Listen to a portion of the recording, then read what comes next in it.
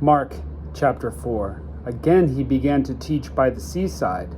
A great multitude was gathered to him, so that he entered into a boat in the sea and sat down. All the multitude were on the land by the sea. He taught them many things in parables, and he told them in his teaching, "Listen, behold, the farmer went out to sow. As he sowed, some seed fell by the road, and the birds came and devoured it. Others fell on the rocky ground, where it had little soil, and immediately it sprang up because it had no depth of soil. When the sun had risen, it was scorched, and because it had no root, it withered away. Others fell among the thorns, and the thorns grew up and choked it, and it yielded no fruit.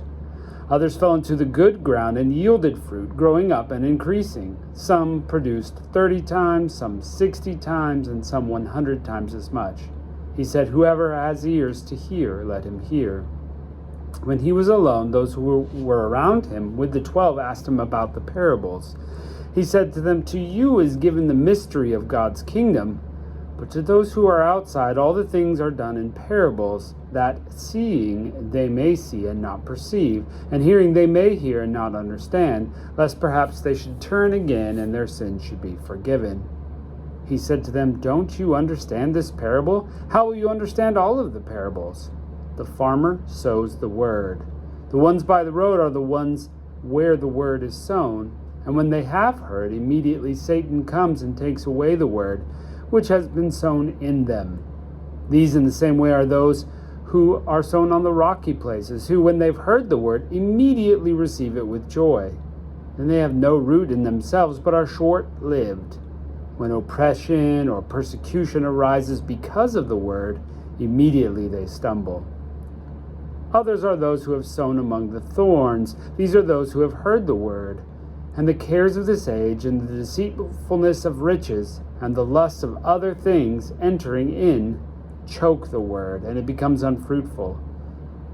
Those which were sown on good ground are those who hear the word, accept it, and bear fruit, some 30 times, some 60 times, and some 100 times.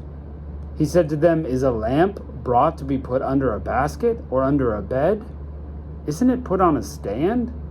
There is nothing hidden except what will be made known. Neither was anything made secret, but that it should come to light. If any man has ears to hear, let him hear." He said to them, "Take heed what you hear.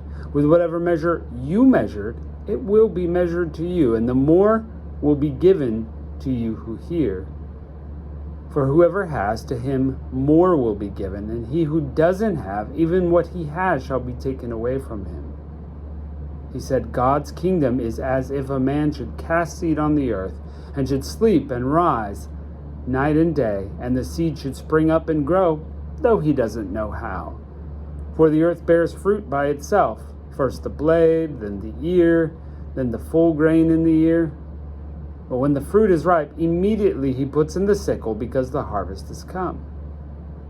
He said, "How will we liken God's kingdom, or with what parable will we illustrate it? It's like a grain of mustard seed that are on the earth. Yet when it is sown, grows up to be the greatest than the other herbs, and puts out great branches so that the birds of the sky can lodge under its shadow." With many such parables he spoke the word to them as they were able to hear it.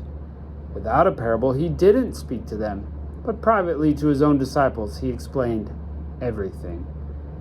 On that day, when evening had come, he said to them, "Let's go over to the other side." Leaving the multitude, they took him with them, even as he was in the boat. Other small boats were also with him. A big wind storm arose, and the waves beat on the boat so much that the boat was already filled. He himself was in the stern, asleep on a cushion. And they woke him and said, "Teacher, don't you care that we're dying?" He awoke, rebuked the wind, and said to the sea, "Peace, be still." The wind ceased, and there was a great calm. He said to them, "Why are you afraid? How is it that you have no faith?" They were greatly afraid, and said to one another, "Who then is this, that even the wind and the sea obey him?"